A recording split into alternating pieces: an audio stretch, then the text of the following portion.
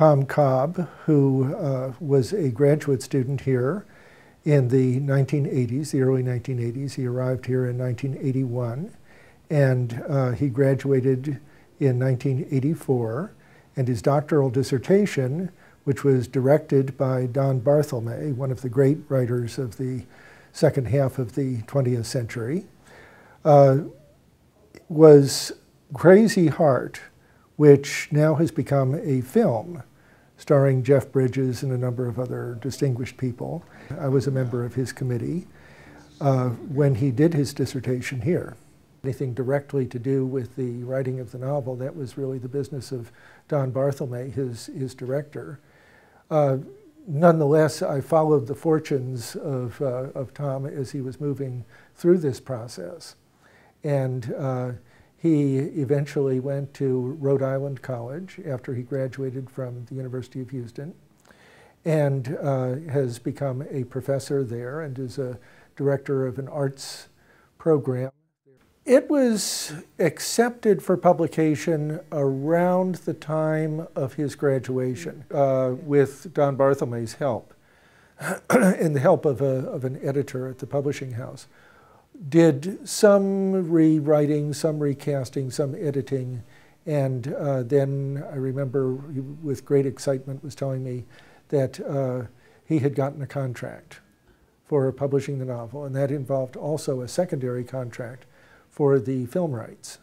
Well, the book is very funny, especially the first half of it is really very, very humorous. And Tom has a wonderful ear for dialogue and for different kinds of dialects to use in different forms of dialogue. And he knows, of course, the idiom of the country and Western world, you know, not only the singers and musicians, but also the various managers that they have and the people who put on their shows and all of that sort of thing.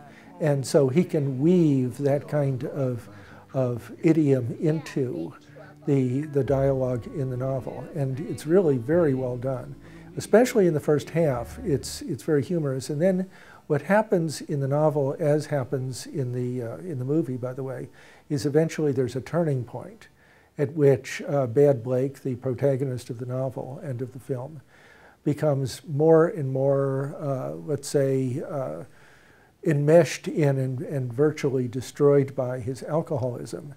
And so then the latter half of the novel is really his struggle with his alcoholism and his struggle to come out of the alcoholism, which he successfully does, as he does in the film.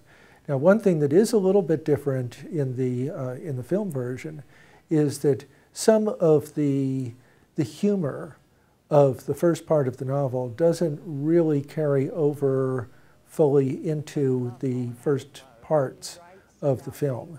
And the character Bad Blake, as played by Jeff Bridges, which is a wonderful, wonderful, wonderful performance, comes across, it seems to me, in the first part of the film as more pathetic as a character than he does in the novel.